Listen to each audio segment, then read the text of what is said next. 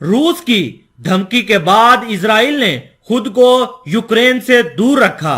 अब रूस ईरान का दोस्त और ईरान इजराइल का दुश्मन है, इसलिए हालात बदल गए। इजराइल को जब से ये पता चला है कि रूस अब ईरान को सुखोई 35 और इनके एटमी हथियार बनाने में मदद करेगा, तब से इजराइल ने भी ये सोचना शुरू कर दिया है कि वो भी यूक्रेन को हथियार देगा।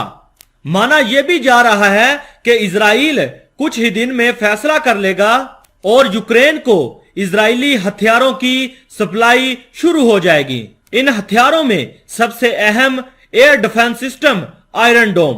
पिछले 11 महीनों से यूक्रेन में से कई ऐसी तस्वीरें आ चुकी हैं कि रूस की फौज हर रोज कई ऐसे खतरनाक हथियार इस्तेमाल करती है कि यूक्रेन की सरजमीन पर रॉकेट जहां भी गिरता है वहां पर तबाही हो जाती है।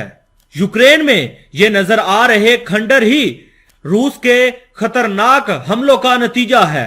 यही वजह है कि यूक्रेन को सिर्फ मिसाइलों और ड्रोन को मारने वाला एयर डिफेंस सिस्टम नहीं चाहिए, बल्कि एक ऐसा हथियार भी चाहिए जो रॉकेट्स को हवा में ही तबाह कर दे। यूक्रेन की यह मुश्किल भी अब दूर हो सकती है, क्योंकि इजराइल के वजीर आजम नेतन्याहू ने यूक्रेन की मदद करने के बारे में सोचना शुरू कर दिया है।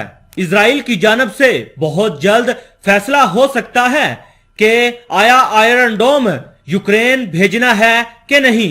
इजराइल का आयरन डोम वाहद ऐसा एयर डिफेंस सिस्टम है जो सिर्फ और सिर्फ इजराइल की हिफाजत के लिए 2400 घंटे तैनात रहता है। इजराइल चारों तरफ से दुश्मनों से घिरा हुआ है। अगर इजराइल के लोग चैन से सोते हैं तो उसके पीछे एक बहुत बड़ी ताकत का हाथ है। उस ताकत का नाम है आयरन डोम। अब ये डिफेंस सिस्टम यूक्रेन आ सकता है और रूस की मिसाइलों और ड्रोन्स को हवा में ही तबाह कर सकता है। इजराइल यूक्रेन को जल्द हथियार दे सकता है। इजराइल यूक्रेन की आयरन डोम की मांग भी पूरी कर सकता है। इजराइल के पीएम ने यूक्रेन की मदद के बारे में सोचना शुरू कर दिया है।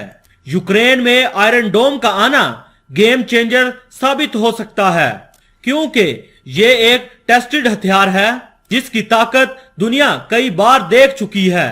फलस्तीन और इजराइल में हमेशा झड़प होती रहती है। फलस्तीन की जानब से दागे गए मिसाइलों को रोकने के लिए इजराइल यही डिफेंस सिस्टम का इस्तेमाल करता है, जिसकी वजह से इजराइल हमास के इन मिसाइलों से बेखौफ हमेशा रहता है। इजराइल ने हमास के 90% मिसाइलों को इसी डिफेंस सिस्टम की मदद से हवा में ही नाकाम किया है।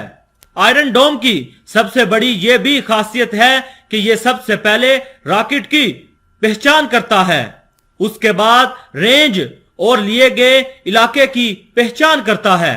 आयरन डोम में डिटेक्ट होते ही सायरन बजना शुरू हो जाते हैं। लोगों को 30 से 90 सेकंड का वक्त खुद महफूज मकामात पहुंचने का वक्त मिलता है। उसके बाद आयरन डोम ऑपरेटर काउंटर मिसाइल लॉन्च करता है। मिसाइल के स्टीक निशाने की वजह से ही हवा में ही मिसाइल तबाह हो जाता है।